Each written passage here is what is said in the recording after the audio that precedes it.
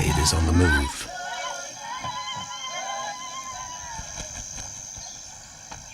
Raptors hover over a withered carcass. But there is scent of fresher meat in the wind.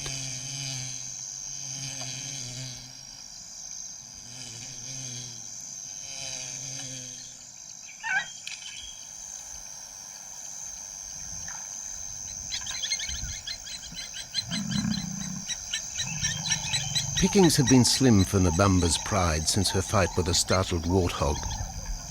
The lioness is limping from the encounter. And even the pride's big male, Jabu, wonders when his next meal will come.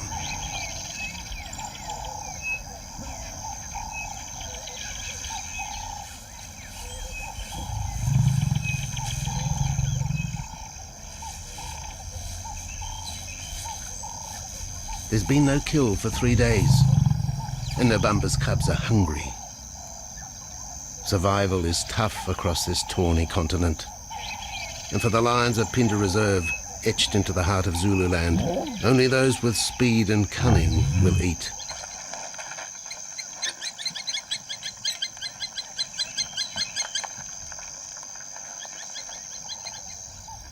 For this pride anyway, it's been a long time between meals.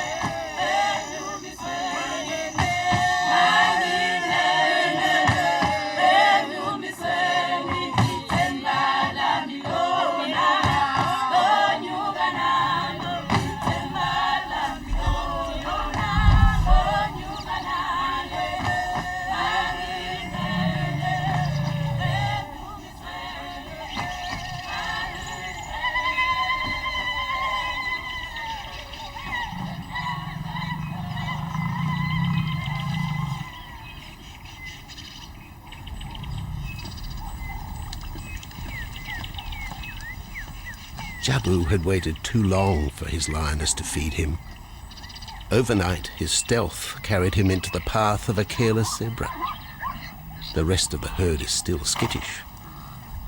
One animal had already lost his tail to a hungry pride, but for the dazed stallion, it was all over in seconds.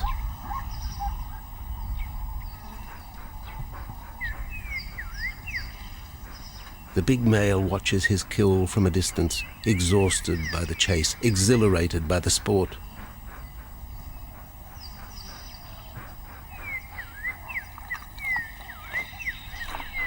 Jabu will feast later. Tired from the hunt, he needs to rest.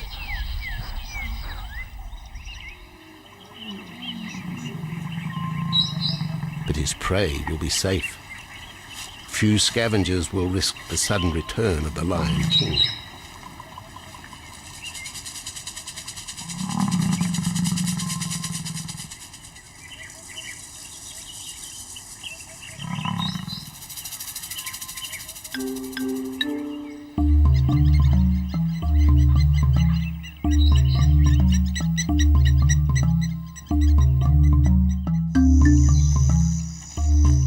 Zulu trackers follow the spoor of Nabamba's pride across Mziki Marsh.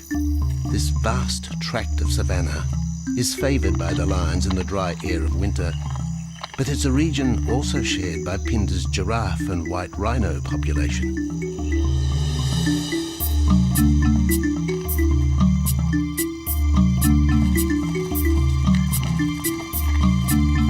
Through modern times, most of southern Africa's wildlife has been ravaged by hunting and habitat loss. Farmland, overgrazed and buffeted by domestic stock, has ripped the heart out of the original bush. The open, broad-leaved woodland, acacia bushveld, and wetland habitat had all but disappeared, taking with it the wildlife.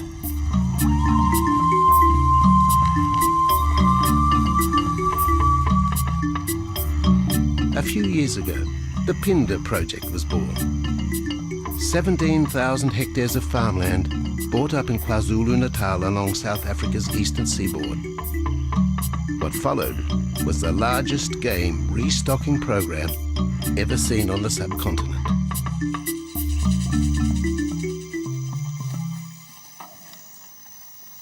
The land was overgrazed to a certain extent and wasn't in very good shape. They put all these farms together, put a perimeter fence around it, and then brought in a lot of game. We brought in elephant, we brought in rhino. We started off with those sort of animals and then started with cheetah, bringing in cheetah onto the reserve, mainly to get them used to the area before the lions came on, because the lion is a more superior predator as such and would dominate the cheetahs. We wanted to get them settled first before the lions came in.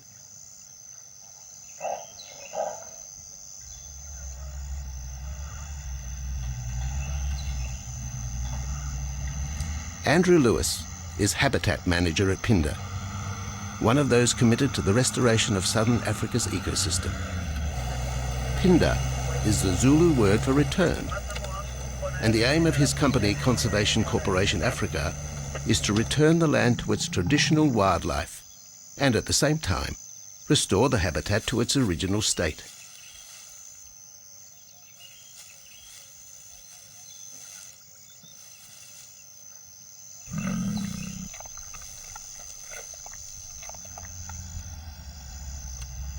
Pinda is cautiously open to top-level tourism, limited and luxurious. Dreams of extending the green frontier require funds, and the reserve's lion pride has already earned its keep.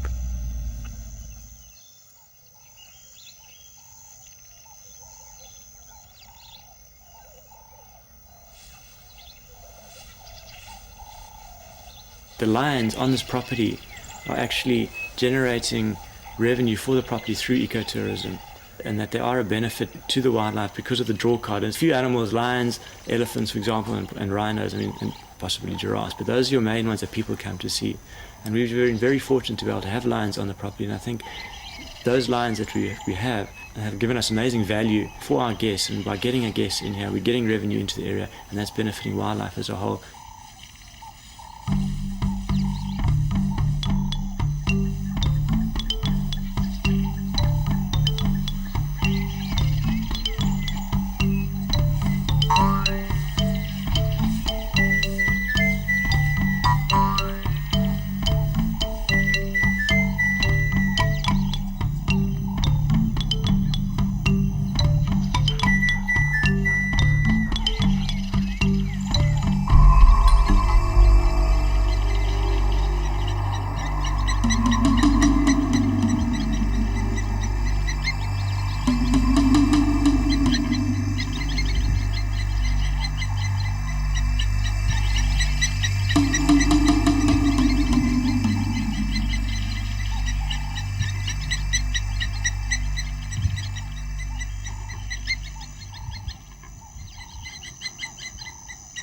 Jabu has returned to his kill.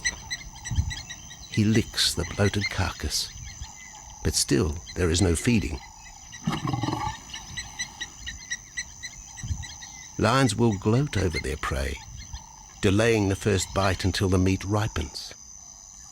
For Jabu, the prospect of the meal is to be relished as much as the eventual feast.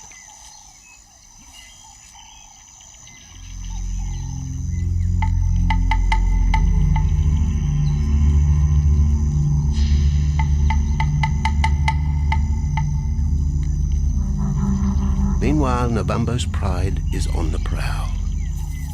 The older cubs are 10 months now, weaned, but still dependent upon Nabambo for food.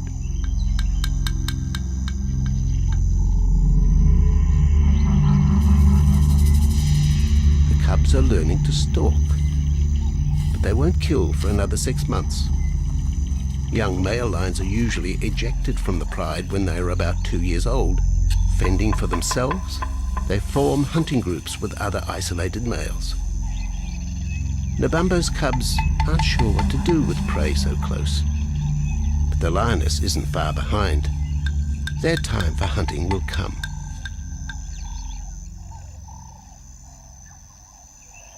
Nabambo's 4-year-old daughter also lives with the pride. She is the mother of the group's youngest offspring, 7-week twins Umveli and Damana. The little cubs have been hidden since birth and now stay close within the protective circle.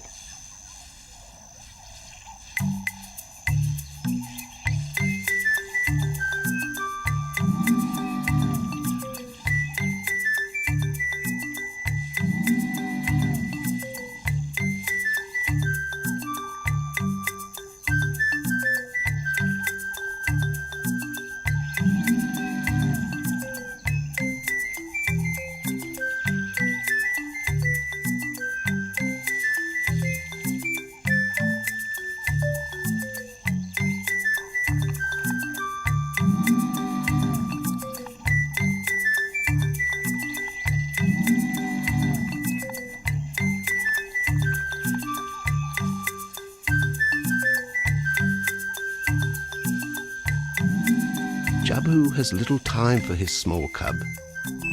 When he is older, Damana will hunt with his father, but for the moment, the big male has nothing to do with his young son. Dejected, the cub finds solace among his siblings.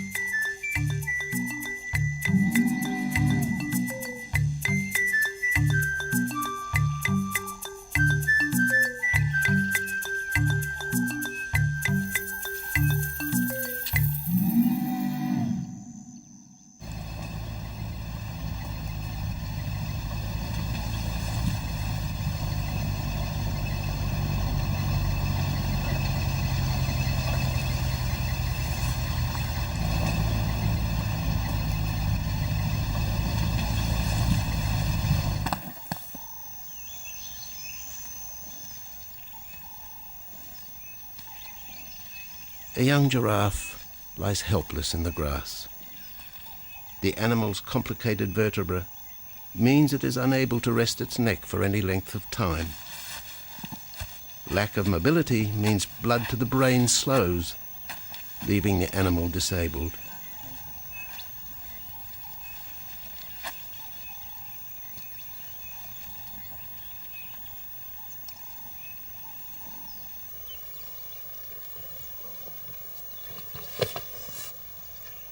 Efforts to lift the head fail, and rather than leave the giraffe vulnerable to predators, the young bull is shot by rangers.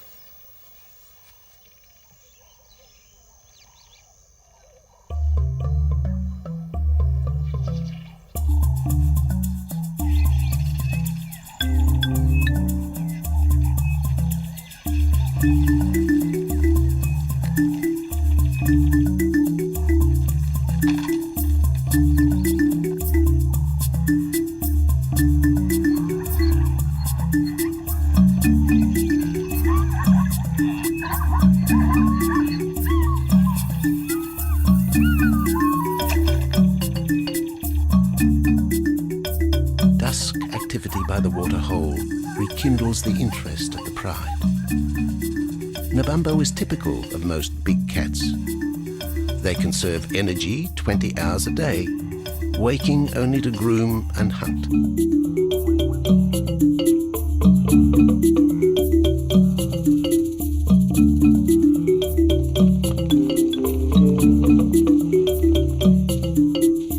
The lioness shows little sign of her injured leg, but the tusks of the warthog have torn sinew and muscle, slowing her in the pursuit of prey.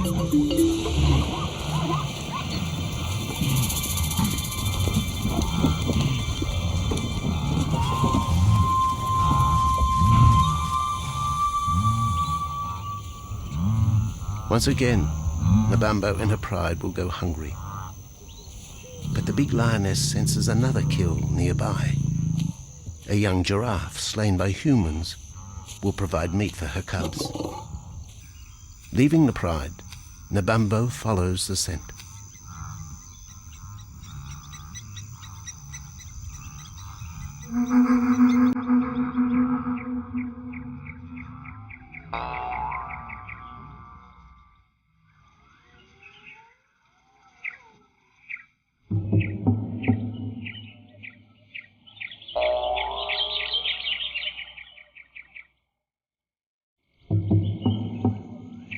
alone.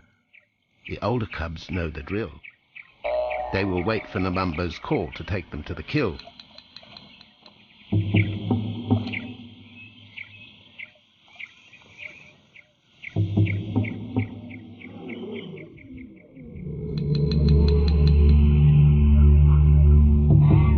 The day moves into shadow. The cubs are restless and a little afraid. Adult lions have few enemies, but cubs, even those 10 months old, are at the mercy of leopard and other predators.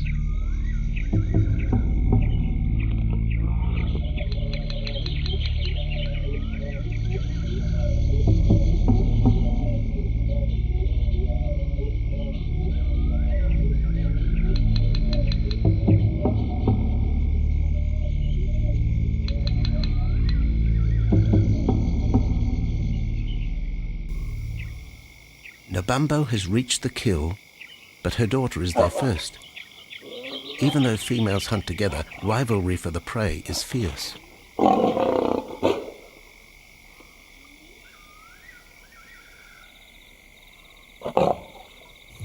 The big lioness begins the trek back for her cubs, but the youngsters have heard her call and they meet halfway.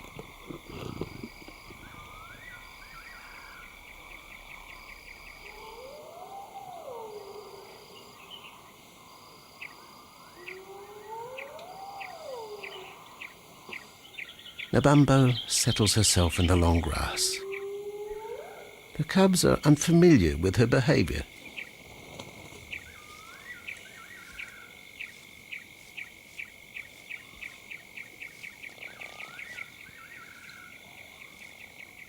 A female will usually head the charge with any kill, splitting the hide of the victim and leading the way for the pride to eat. But there is human scent around the giraffe, and the big lioness is cautious. She watches her cubs, hidden, alert to any potential threat.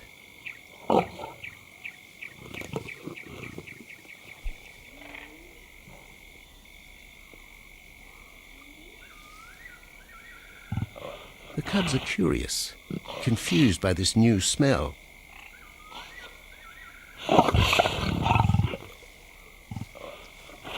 The lioness moves in for a final check, but she has already made up her mind. The carcass is tainted. There are foreign traces, a dangerous ambience. Instinct tells her this is not food fit for her cubs. Disappointed, Nabambo moves away, the scent of another night stalk already in the wind.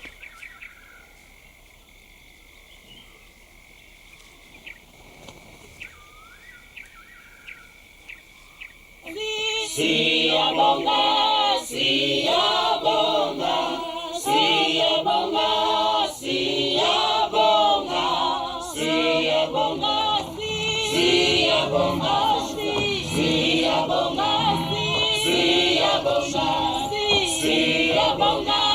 siyabonga, siyabonga, siyabonga, siyabonga, thank you. After 2 days, Jabu has returned to his kill with another younger male. 3-year-old Tembi is a son from a previous liaison with Nabambo, and the two paired up after Tembi was ousted from the pride.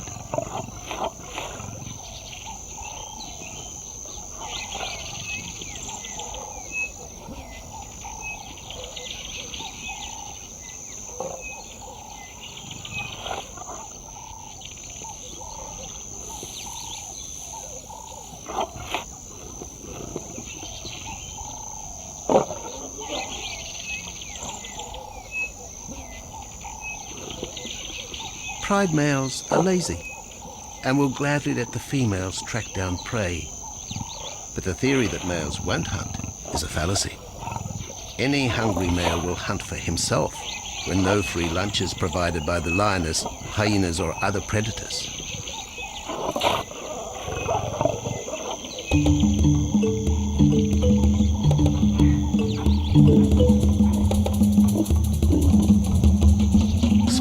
creatures scatter in the vicinity of the two lions. But there will be no hunting for a while.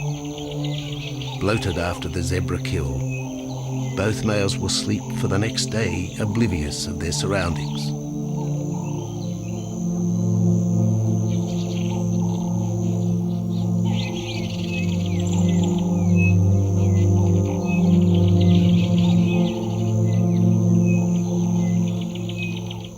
Lions hunting in pairs or groups have a success rate of around 30% in daylight, but studies show single hunters are more successful at night.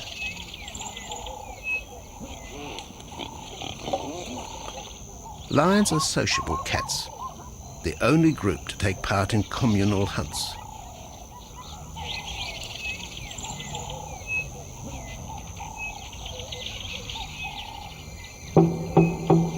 Ambush is an important part of the lion's strategy.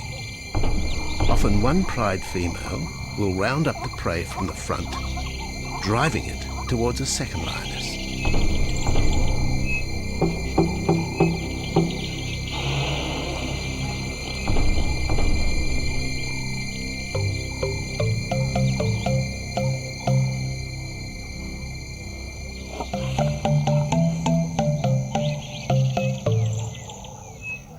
As in most cases, the pride male will only get involved if he has to.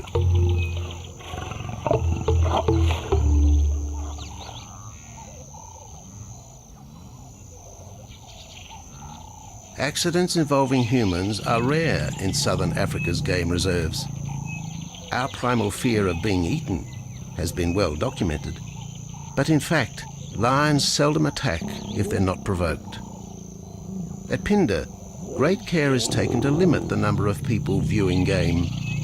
Emphasis is placed on causing the animal as little stress as possible.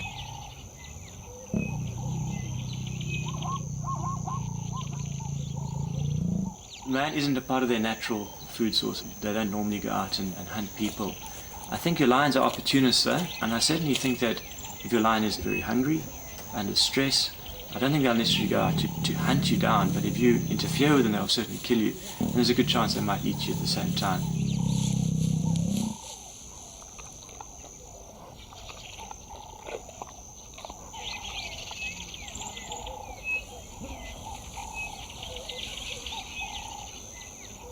With all animals, it's how you treat them is what's the reaction you're going to get back from them. Certainly at Phinda, all our guides go through a training course and they're all brought up to a certain standard. There is a certain operating ethic with regards to viewing animals, and we certainly try and be as sensitive to the animals as possible.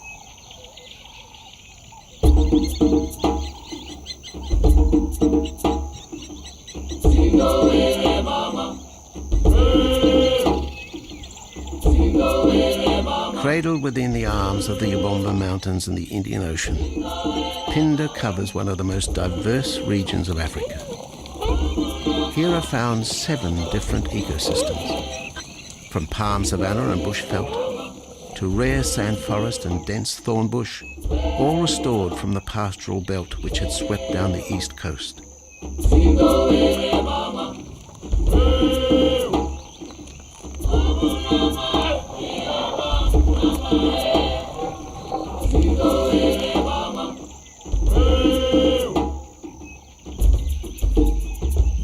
Where cotton, pineapple and cattle farms once stood, lion now roam their habitat again, alongside some traditional neighbours.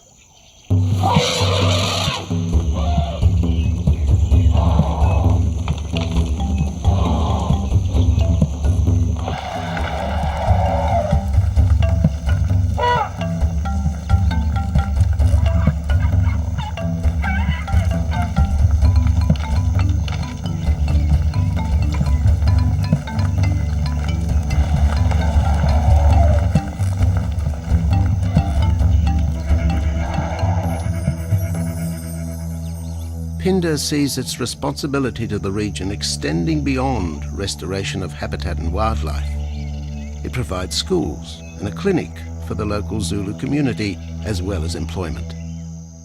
In the eyes of Andrew Lewis, essential ingredients for a successful operation. It's very important to involve the communities around your reserve, because they have to benefit as well. There's no point in just taking land, get some investors to invest in it, but if you don't allow the people who are on the periphery of that reserve to benefit from it, you're going to have an immense problem with poaching, and they're going to cut your fences down, and you're just going to have an uphill battle.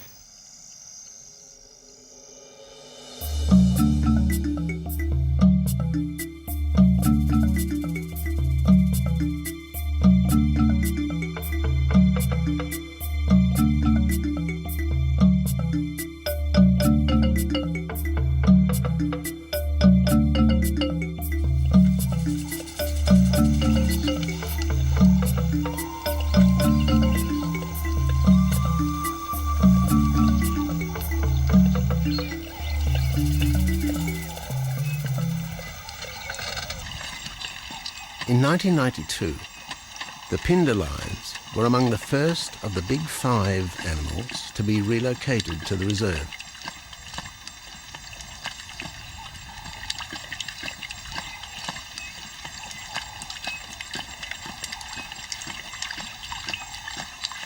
The original pride came from the northern province of South Africa, a vast scrubby region flanked by the ragged Drakensberg Mountains near the Mozambique border.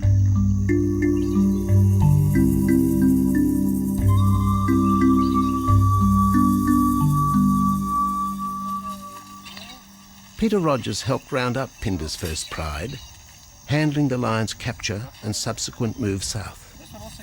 Today, he's head vet at the Hoedspruit Research and Breeding Centre for Endangered Species, overseeing its cheetah breeding program.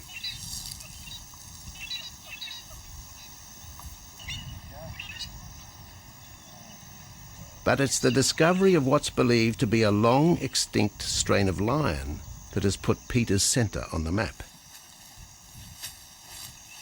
We were involved in the rescue of these circus animals that came down through Africa and were abandoned in Maputo.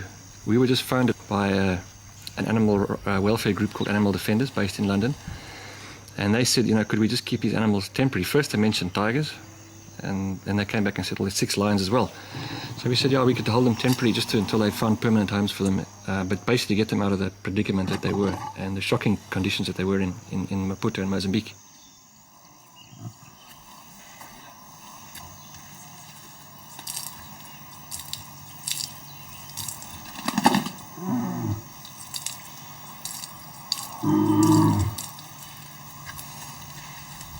When the lions arrived at the breeding centre, their size, pale colouring, and the male's thick black belly mane put them into the category of the Cape or Barbary lion, not seen in the wild since the early 1920s.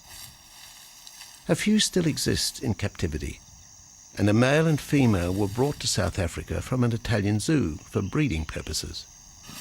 But attempts to mate Arcaf, the big male from the ill-fated Mozambique circus, with the Italian female are proving difficult.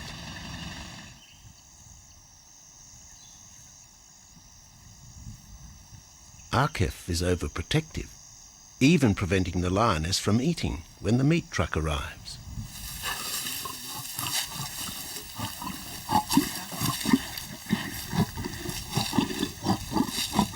Finally, though, Sisi makes her breakthrough.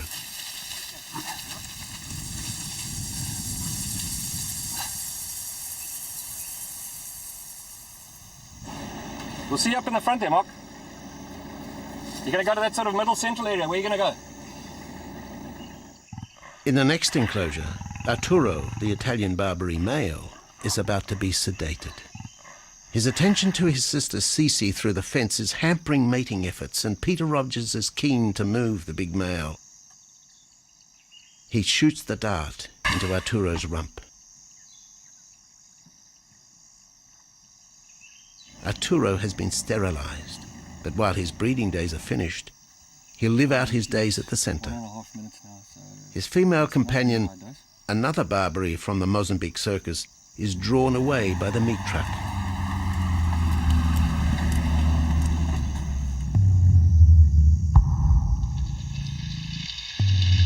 It's 20 minutes before the anaesthetic takes effect.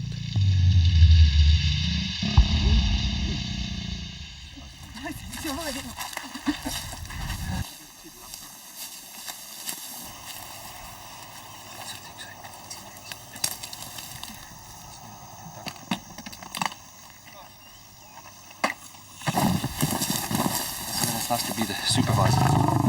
Slowly.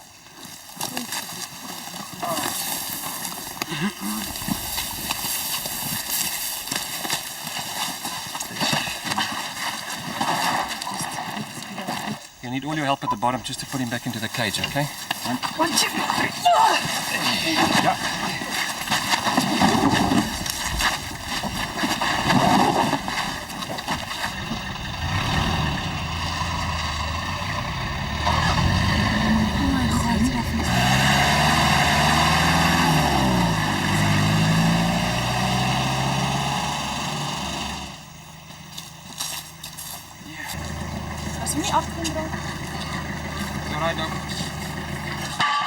The anaesthetic gives Peter Rogers and his team a chance to check over the 12-year-old lion. He'll spend a few weeks in this cage before being returned to his enclosure for observation. I still want to inject him and everything, Mark.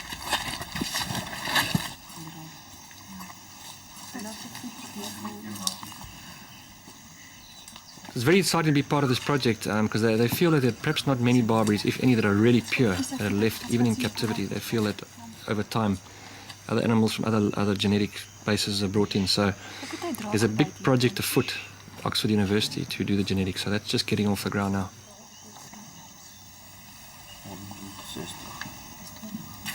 Okay. We just put under the skin and the neck, if we can find the skin under this big beard of his.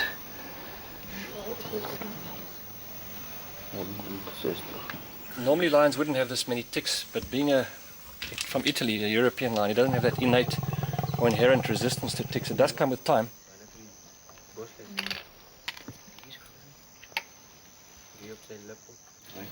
Take a bit of it, just like this. So what we can do is we can put him in there and roll him over inside there. His eyes closed. Immediate term now is to get these ones to breed. And we'll take it day by day from there and see how it goes. But the prime object initially was just to get these animals back into good health. And it's developed into something a lot bigger. It's a deadline.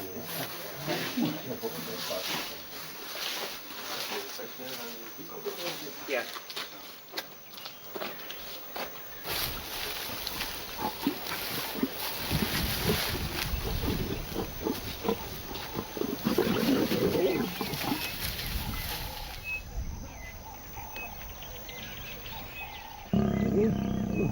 While the breeding centre's lions are healthy, it's not the case a few kilometres away in the Kruger National Park, where TB has ravaged half the population. Infected buffalo have been blamed for the outbreak, primarily in the south of the park, and attempts are being made to fence off the diseased area.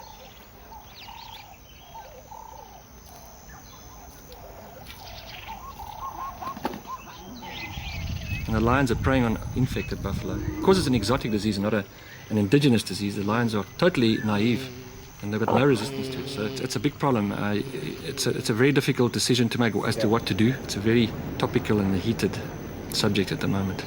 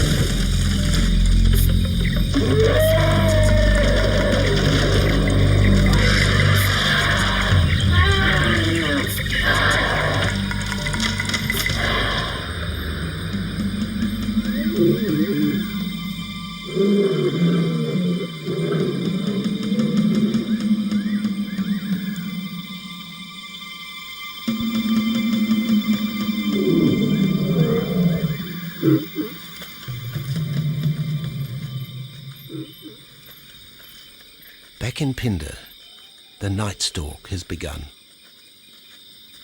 Nabambo keeps her cubs close. They're hungry, but tonight only impala can be tracked down, a morsel for the lioness.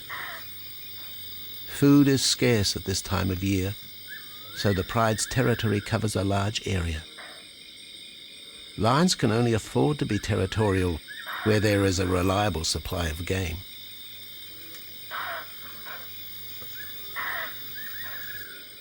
Jabu wants to mate.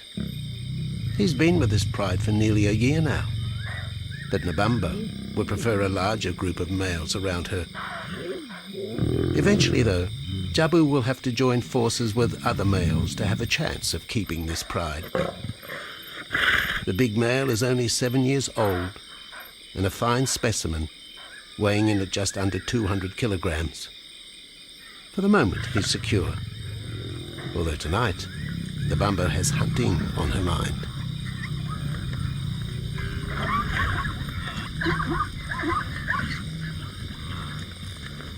The cubs follow in the lioness's wake. If there is a kill, she will feed first.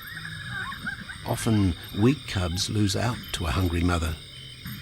High juvenile mortality rates are the result of lean times.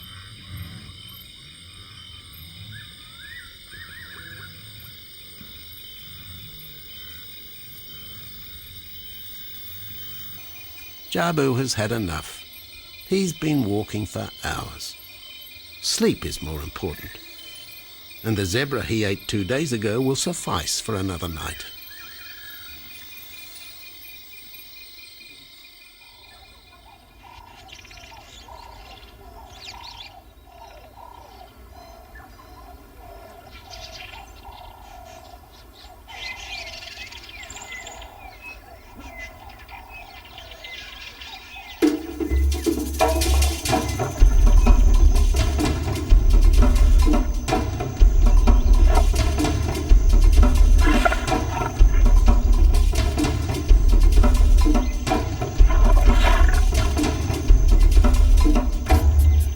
Nabambo has made a kill, a young Nyala buck. It's been 3 days since the pride has eaten, and this will provide meat for them all. But the lioness will eat first.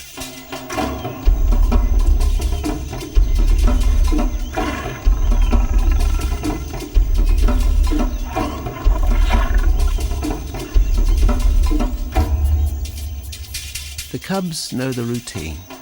They will get their turn. But Nkosi is hungry. He creeps towards his mother. As the biggest of the cub,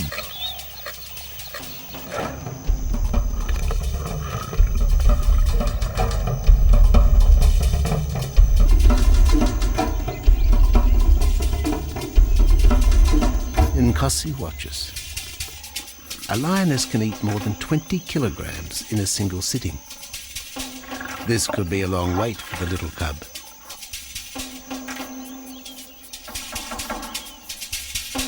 Nkosi approaches the kill cautiously. Sometimes a lioness will turn on her cubs. But today, Nabambo is pleased with her efforts.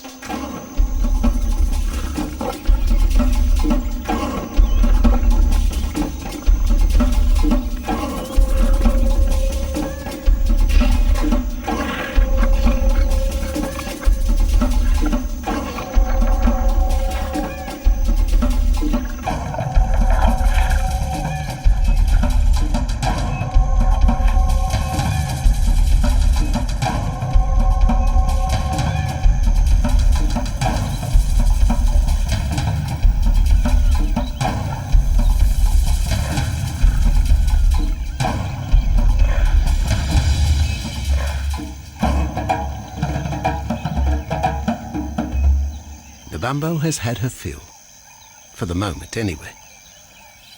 Lions never eat the stomach of a kill. She will bury it before dragging off the carcass.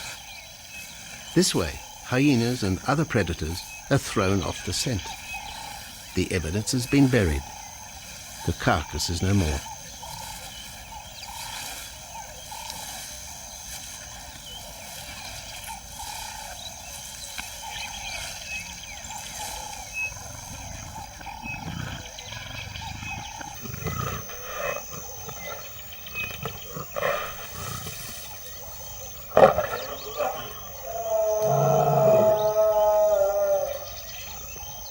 Nabambo's daughter hears the call. It is the second this morning. The first was the strangling cry of the Nyala as Nabambo broke the young buck's back. There was no struggle. The big lioness is a seasoned hunter.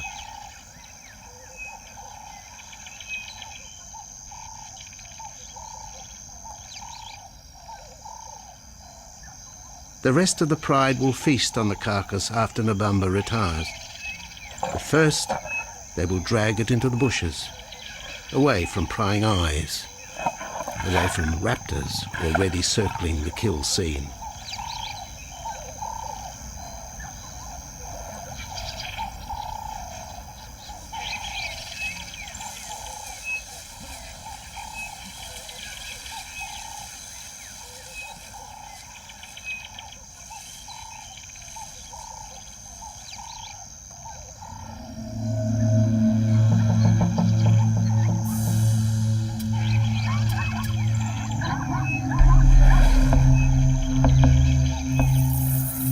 Kill has created a nervous edge. Even the hippo, its bad temper legendary, is flustered, anxious to protect its waterhole. Wildebeest are a favourite prey for lions. Naturally, they feel vulnerable. But for the pride, there is no agitation. Gorged, they will sleep for the next day. Even Mveli and Damana, the 7-week twins, have tasted blood for the first time. But it will be many months before they take part in a hunt. For the moment, they just want to play with Nkosi.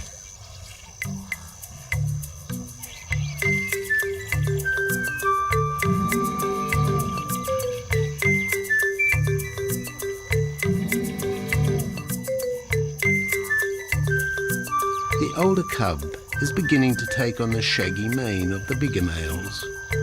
Within 18 months, he will be hunting with them, competing for his own pride. In the meantime, though, he has to contend with his young siblings.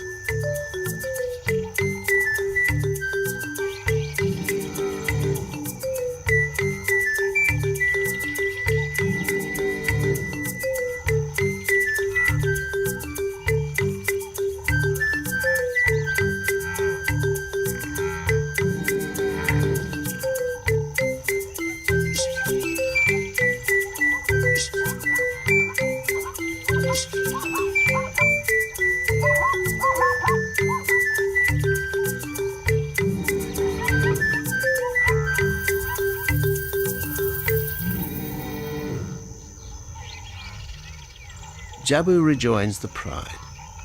He has missed out on the kill, but he didn't share his zebra with the rest of the pride the previous day.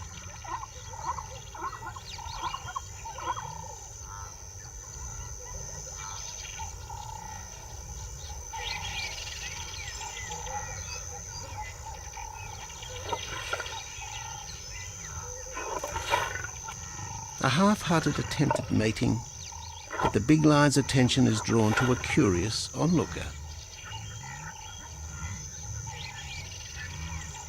With the pride so close, the giraffe won't be sitting for long. Drinking and sitting is when they are at their most vulnerable.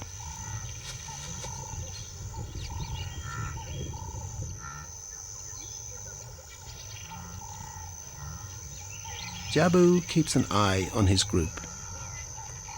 Pride takeovers by other males are common, and savage fights can occur between the pride male and the intruder. If a takeover is successful, the new male will usually kill all the suckling young of his former rival. When a nursing mother loses her cubs, she comes into heat within a few weeks. The normal interval between cubs is about 2 years, with a gestation time of 3 to 4 months.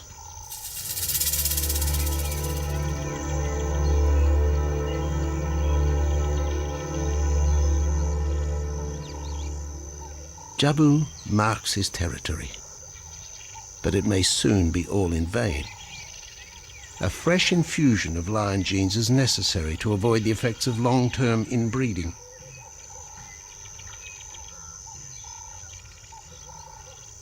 It's likely Jabu and his son Tembi will be swapped for males from another game reserve. This will broaden the bloodlines of future lions and avoid the genetic risks currently facing the pride at Phinda.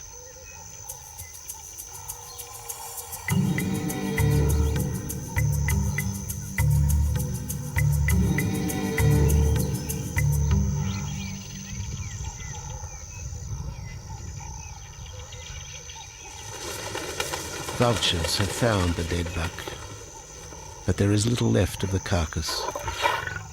Mbamba and her pride have eaten. The big lioness tries to dislodge Nyala fur from her teeth.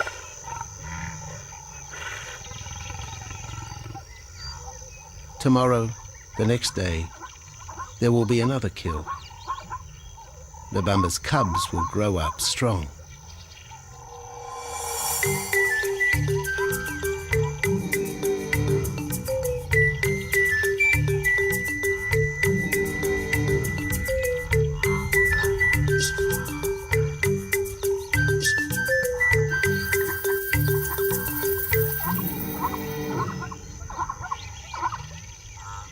The lion is the greatest of all predators, the essence of all that is Africa.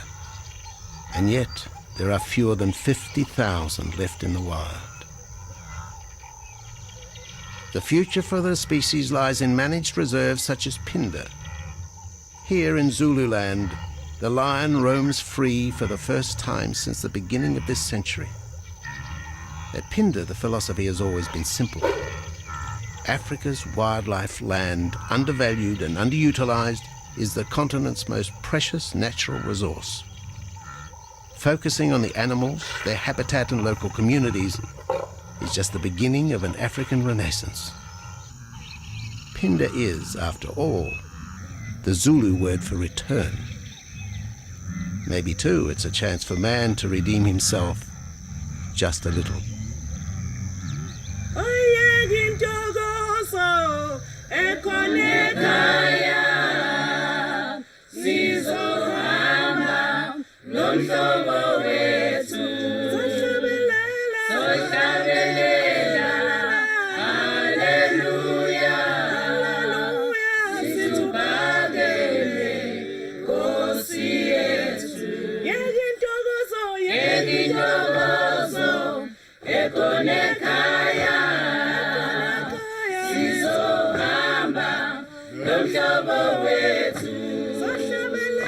Sohlabelela